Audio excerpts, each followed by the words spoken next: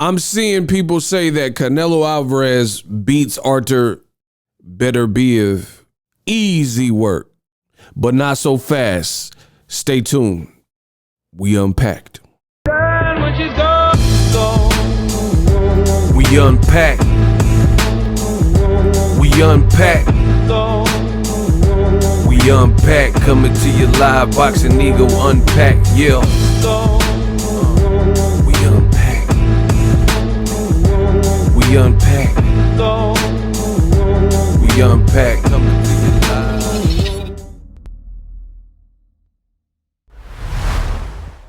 What up, Fight World? It's your boy Ego, and I'm back with some more boxing.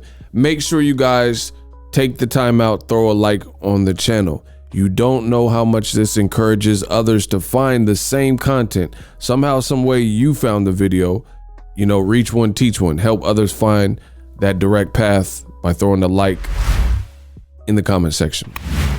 Now, very funny thing, this is really a follow-up video to a previous video that I pretty much made it, but I wanna expand on it in my series, Unpack. We unpack, coming to you live, right? And we'll start off with a series of tweets that I put, and then I'll further weigh in this video. If you like content like this, all things boxing, this is your one-stop shop, Boxing Ego. So follow me on Twitter at Boxing Ego. I said, it's funny, I see comments like Artur Beterbiev look bad, he looked vulnerable, he looked very beatable, etc. People saying Canelo can knock Artur Beterbiev out, knock him out, and will beat him easily, etc. But how much do you want to bet that Canelo Alvarez won't abandon plans of fighting MacBook Air next to fight Artur Beterbiev next? So what are you saying? Boxing is in a very weird spot, and I feel partially to blame because I know I made it look good over the years and made it look fashionable to get on the mic and speak boxing, especially on this platform, YouTube. And now it's inspired a lot of people to get on the mic, and you know, everyone has a podcast in boxing now. Everyone has a podcast in general, ton of YouTube channels, etc. And that's cool. I don't have a problem with the more the merrier, but the problem with that comes is boxing is such a niche sport that it's difficult for some people to keep it real. Some people's emotions run high. Some people don't, they lack the knowledge on the sweet science, etc. So for a variety of reasons, you don't get classy, you know, unfiltered, but realistic commentary from a lot of sources, you know, heavily biased, you know, some people have even deeper agendas, racist, whatever, you know, and that's the reality in boxing. So what happens is you'll have a ton of narratives. Everything I know, everything I say on my channel, I firmly believe, and I stand on it 10 toes down. That's why I got to make videos like this, because we unpacked. So I continue by saying, FYI, Canelo Alvarez said the MacBook Air fight is not done yet.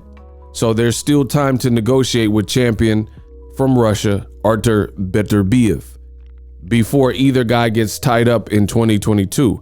I still think that's a difficult fight for both, to be honest. Hashtag ego. Again, follow me at Boxing Ego. And just in case people doubt my research or whatnot, shows you right there on the screen. Canelo payday, you want payday. I know that, right? Alvarez update on the MacBook fight. It's not done yet.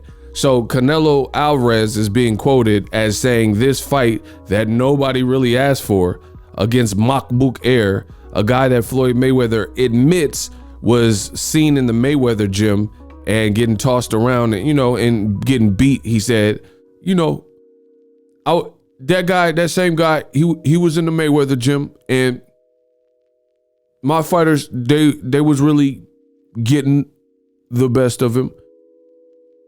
What can I say? Canelo, he's a young, hungry champion. But it's not like he's beating David Benavidez can beat that same kid and move all the way up. So it's not like he doing nothing special. That's what Floyd said. He said, MacBook Air, I seen him. He was in my gym and guys were getting the best of him.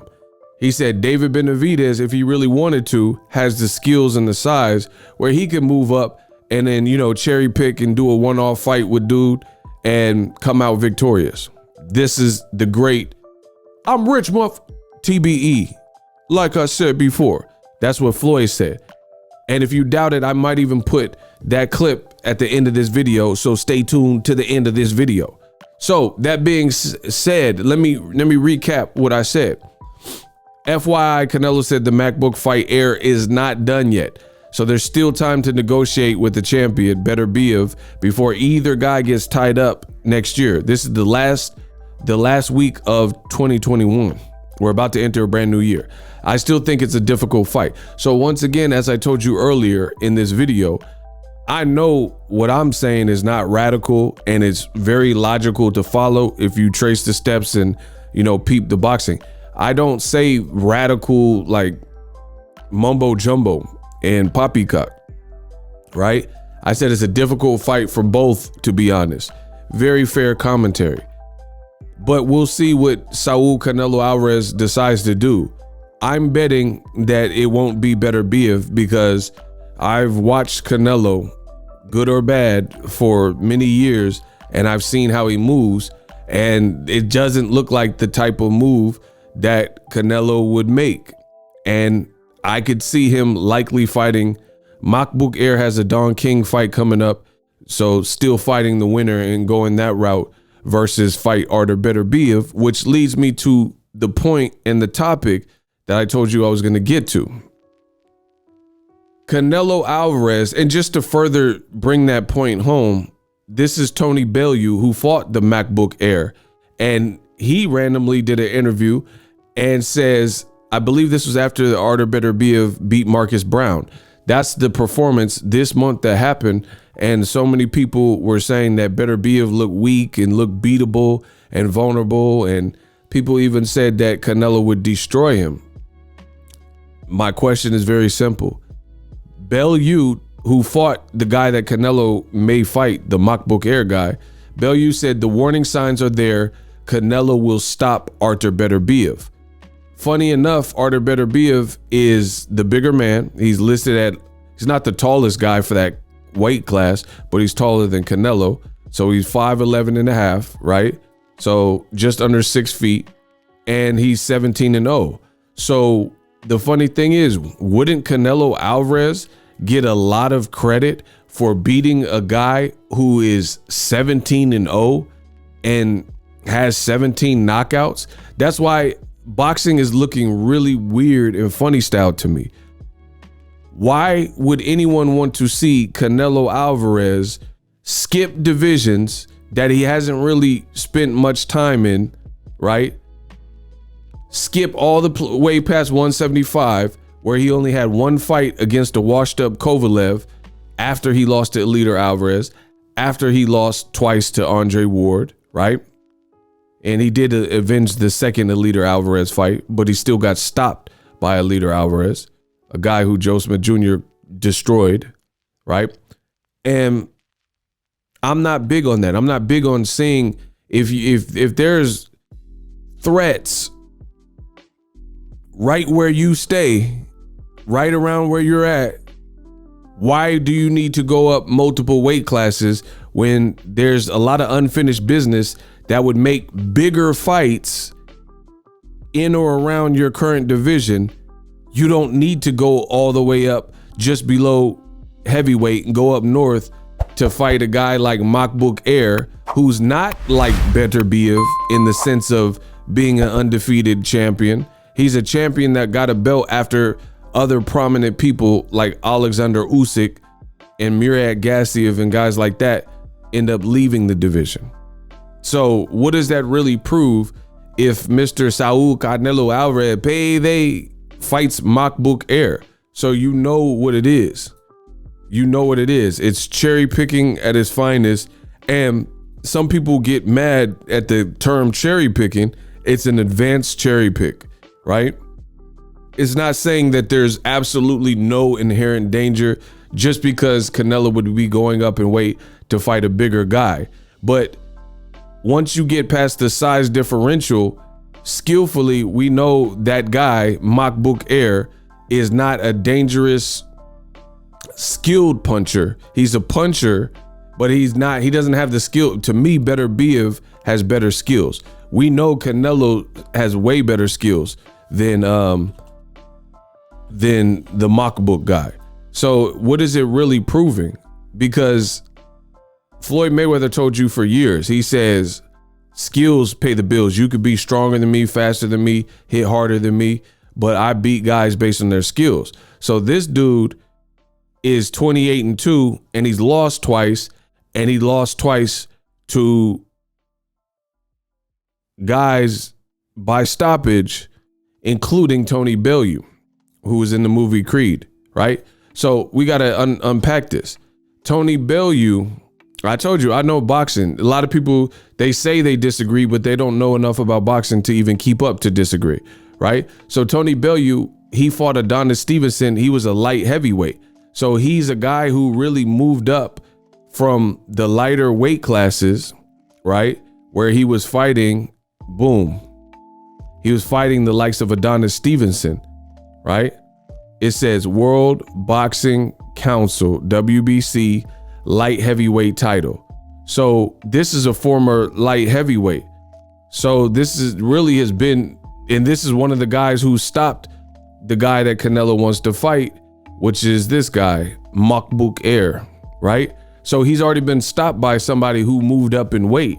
So for Canelo, he has a great chance to stop a guy like this because the guy's already been stopped twice by one guy. The first guy who stopped him, you probably don't even know who he is. He got knocked out in his pro debut against this guy, right? And if you look at it, what is the weight? At 173 pounds. So when this guy first started, yeah, now they're saying he's a cruiserweight, but he ain't no real cruiserweight. Like, if you look at some of the huge cruiserweights, they've never fought this low. They've never fought at 173 because they wouldn't have been able to make it. You see what I'm saying? This dude was fighting at 173 pounds when he first turned pro, and he got knocked out when he first turned pro by this guy who, look at this guy's record, 8-14, and the guy got 5 knockouts. So how did MacBook Air get knocked out by this guy? And he doesn't even look like the craziest of punchers. He has a 22% KO percentage. This is all fact.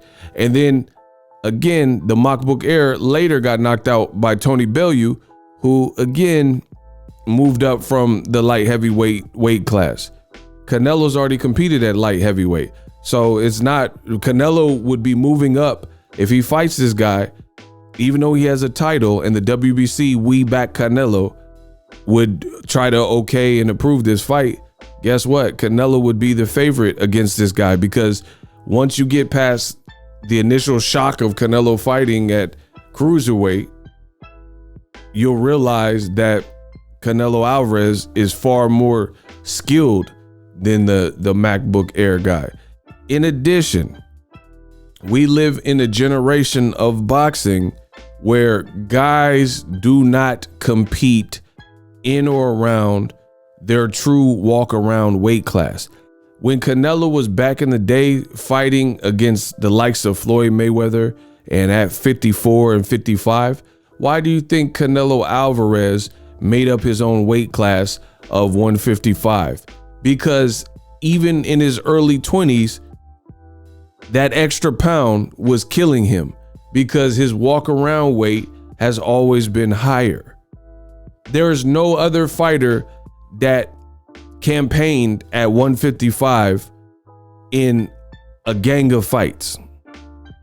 They just either fought at 154 or moved up to 160, except for Canelo. So Canelo, as you guys can see, he has used his stature, we'll say, and a-sideness to make these decisions to kind of fool the fans. Again, this guy he's a cruiserweight now, but when he turned pro, he was fighting at 173 and he got knocked out by a guy who was fighting roughly at 173, at 175, which is Tony Bellew, which accounts for one of his losses. The other loss, I showed you guys, rewind this video, you won't even know who that guy is. It's not like it's a guy who had 22% knockouts and hasn't done nothing big. So it's really not that type of fight. And it's not even this fight, Canelo, if he fights this dude, as opposed to a guy like Artur Beterbiev, that's a harder sell. I would much rather see you fight Beterbiev. Beterbiev got this nasty cut that you can see right there in the Marcus Brown fight, which has happened in a couple Marcus Brown fights. His opponent gets cut, and then Beterbiev actually turned up and did better. So again, back to my initial tweet, I don't really understand what people are saying. Boxing is getting real fickle. People on one hand are saying Beterbiev looked terrible. Beterbiev looks so bad. Beterbiev will get knocked out by Canelo easy, but I guarantee you Canelo's not going to fight Mr. Easy Work Beterbiev next. So it's like people have this love fest for Canelo and is clouding their senses. Bellew saying Canelo will stop Beterbiev. That's a great win. Go stop the 17-0 Russian Beterbiev, who's 17-0 undefeated. It's a bigger and better fight. That guy's dangerous. You'll get a lot of credit for stopping him. So it's not about, oh, I want to see Canelo lose, because according to what I said Canelo and Beterbiev is a tough fight for both of them. And Tony Bellew and a lot of other people, they're saying this is one-way traffic, and Canelo, the signs are there. Canelo gonna beat Beterbiev down and show him. So that should be an easy win for Canelo Alvarez, right? Canelo has expressed interest in a fight with Artur Beterbiev. Beterbiev's trainer on facing Canelo. We're not going in there to just show up as a dance partner, that they were basically saying, right? So all systems should be go for Canelo to fight a fight like this. Artur Beterbiev said in March of this year, and we're about to go into a brand new year, he says, we will say yes to a Canelo fight. So I don't understand what people are telling me. People are saying Beterbiev look beatable, vulnerable, and Canelo will mop the floor with him. Then Canelo should fight him next, because I think it's a difficult fight for both fights, and it's a fight I would entertain. And you can't say Beterbiev brings nothing to the table, because if we go resume for resume, Beterbiev has per his division has fought and beaten everybody's fought and better names than the MacBook Air guy. This guy, his best name is probably Tony Bellew, and he lost that fight. These other names, you don't even know who these guys are, majority of them. You know what I mean? And Glenn Johnson years after the Roy Jones fight. And look how many, look, his record is 54-21. You see what I'm saying? So it's like, I mean, Beterbiev clearly has a better resume per capita in his respective division than the MacBook Air. So bigger fight, both dangerous in my opinion, but y'all telling me Beterbiev's not dangerous. This is what continues to happen with the diehard Canelo fans. They say Benavidez is easy work. They say Demetrius Andrade is easy work. They say Jamal Charlo's easy work. Now they're saying Beterbiev look horrible and he easy work. But Canelo doesn't fight any of these guys that I keep saying that he's not going to fight, and he continues to not fight them. But I'm supposed to believe Canelo beats all these guys easy. Then why fight a guy like MacBook Air, who's already, what do you gain from this?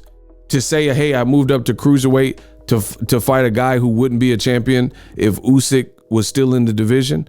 And then to make that more messed up, and the walls are closing in for Mr. Canelo Alvarez. He may not see it like this, his fans may not, but they are, because a credible champion like Usyk said, I'll go back down to cruiserweight to fight me some Canelo, and I made a video about that.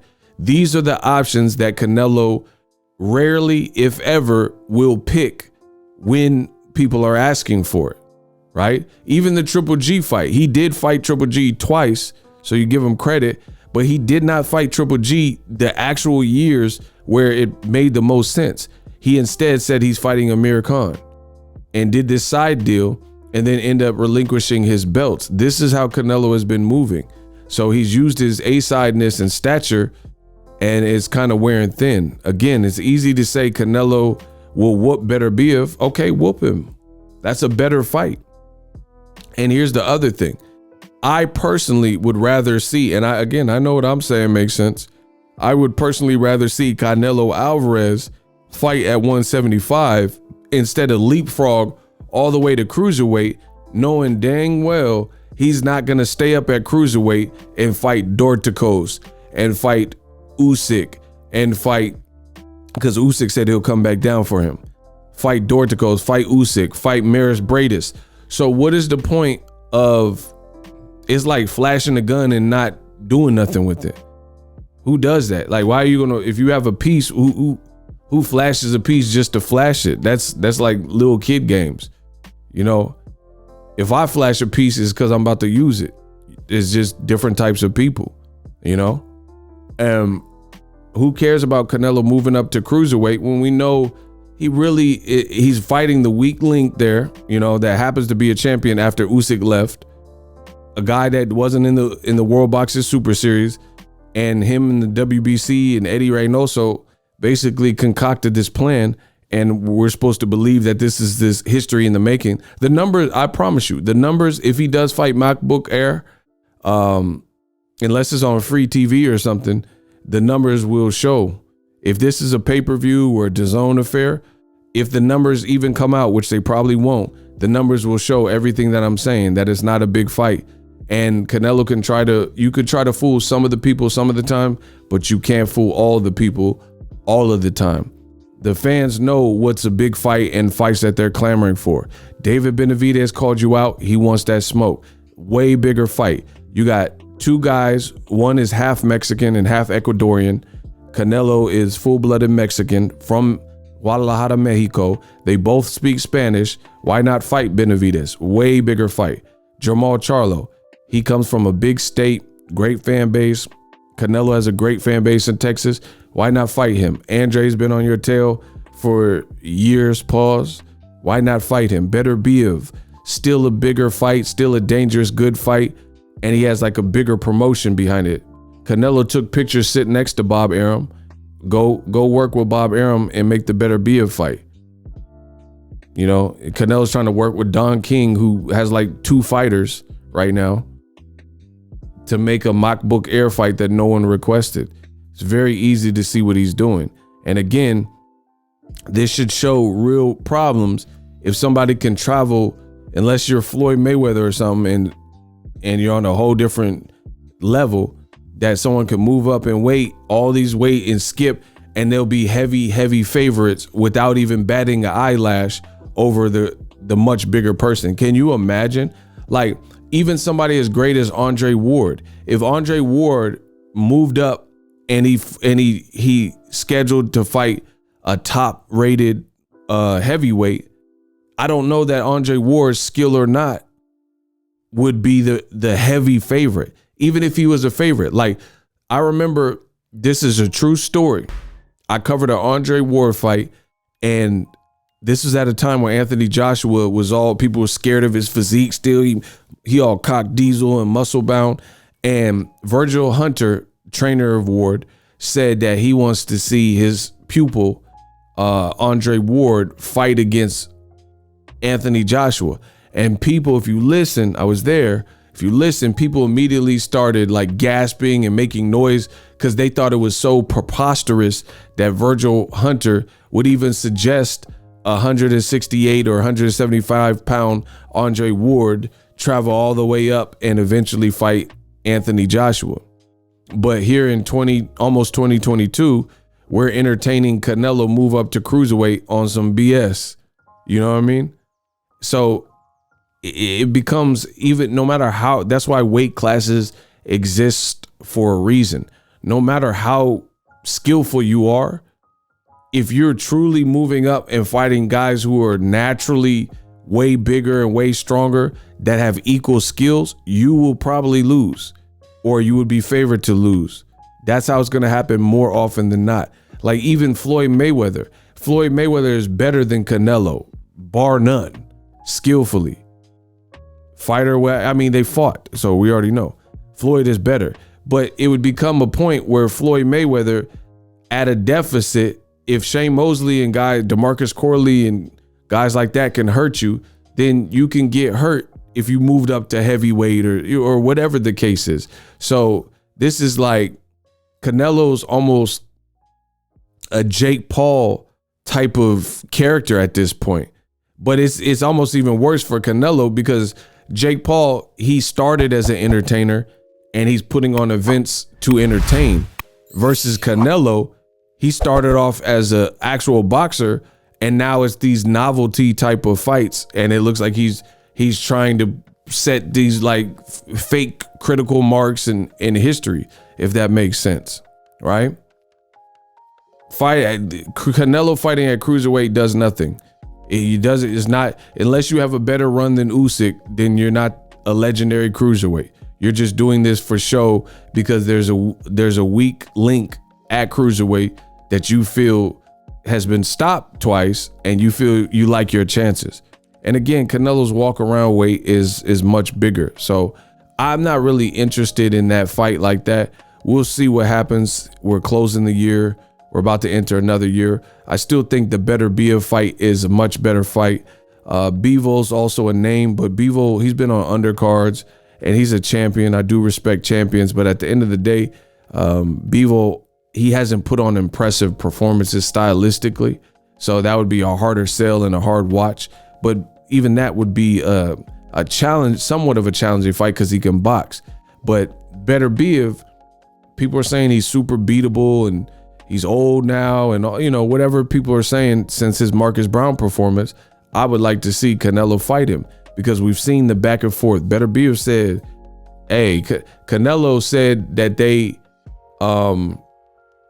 sent him an offer, and you see it right there. It says Beterbiev denied that there was any correspondence. Canelo was out there, him and his team were saying, we want Beterbiev and we try to get him before Kovalev, which is a contradiction to what they said, because Eddie Reynoso said we're picking Kovalev because he's the best. But then they switched it after they beat Kovalev.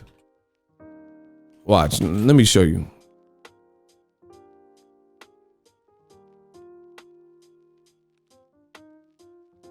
So, look, Eddie Reynoso praises Canelo's opponent, Yildirim. Average eardrum. I could find it, but I probably have to find some more time. So, Eddie Reynoso, I know for a fact he said that they picked Kovalev because Kovalev is the best at light heavyweight. That's what he said. He said he was the best light heavyweight at the time they fought him. Look, there it is. I told you I could find it. Eddie Reynoso says Kovalev's better. Why wouldn't Canelo fight Beterbiev? Again, this was from October 30th. See, this is how Canelo's team operates. This was published a day before Halloween in 2019. So his team has been, the name has come up. Eddie Reynoso says that they beat Kovalev by vicious knockout and he's way better than Beterbiev. And that particular article was in 2019. So why not fight Beterbiev? Why has Eddie Reynoso and Canelo not fought Beterbiev? Just like they haven't fought Charlo. Just like they say, oh, David Benavidez, what's the point? We already beat all the guys. It's easy to see how they're moving. We beat everybody that was white and Caucasian with the belt at 168. So despite Benavidez being undefeated and a former two-time champion, oh, it's silly to make that because they're bouncing around on this pretense of it's only the guys that are quality or guys with belts. And we know that's not the case. Jaron Boots Ennis has 0 belt. He has no belt. No marquee belt, we'll say that. But some people right now are saying Jaron Ennis could beat Crawford, could beat Errol Spence, could beat Danny Garcia or whoever. I know him and Danny Garcia are boys, but you guys get what I'm saying. They would have favored Jaron Ennis to beat Sean Porter. So there's that. Boxing is not just about who gets belts, because there's so many different layers in politics to how guys are getting belts now. Being in good with the sanctioning body showing bias and favorites and, you know, pride champions and things like that. Canelo is taking the path that he wants, and then he's trying to package it and tell his fans how to receive it. Point blank, period. They say, oh, Kovalev was the best. He wasn't the best. Beterbiev beat Kovalev twice in the amateurs.